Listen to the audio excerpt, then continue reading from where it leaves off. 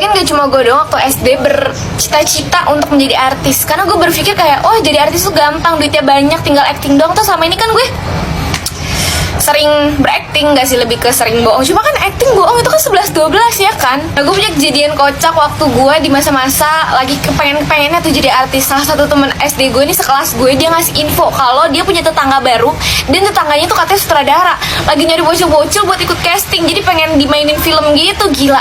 Seketika pas gue denger info dari teman gue, terus gue yang kayak, apakah ini pertanda gitu doa-doa gue selama ini diijabah, walaupun sebenarnya gue menjadi artis tidak didukung oleh mak bapak gue gitu kan. Akhirnya gue bertemu dengan sutradara yang bisa mempromosikan gue menjadi seorang artis terkenal.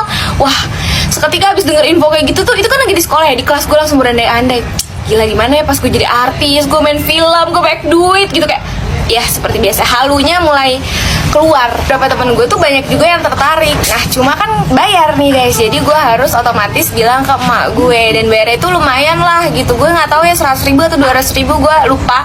Itu karena gue di kelas 4 SD, jadi kayak gue nggak punya uang sama sekali. Jadi otomatis gue harus bilang ke emak gue izin dulu.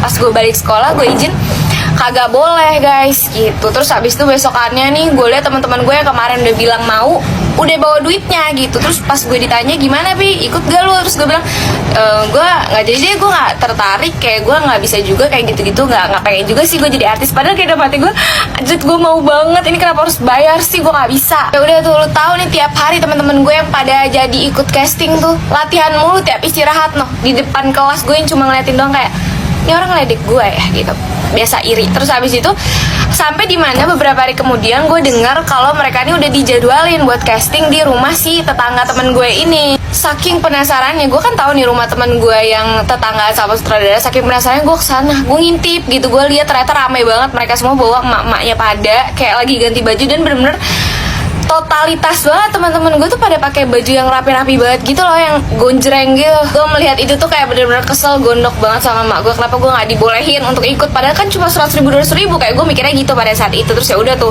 akhirnya beberapa hari kemudian gue kok nggak denger isu-isu casting ini lagi kan. Akhirnya gue tanya sama teman gue, gimana, udah ada yang kepilih buat casting? Terus teman gue bilang nih, yang tetangga dalam sutradara, dia bilang, iya nih si om ini, gue lupa namanya siapa, om ini lagi keluar kota dulu ngurusin syuting, nanti pas balik baru dia ngasih tahu gimana kelanjutannya. Oh ya udah, beberapa hari sampai beberapa minggu, terus gue denger kabar kalau ternyata tetangganya kabur bawa duit pendaftaran yang 100 ribu atau 200 ribu itu. Terus gue langsung kayak, gue pengen ketawa gitu, dan gue kayak ngerasa seneng karena gue nurut sama orang. Jadi pelajaran yang harus diambil dari cerita ini adalah nurut kata orang tua.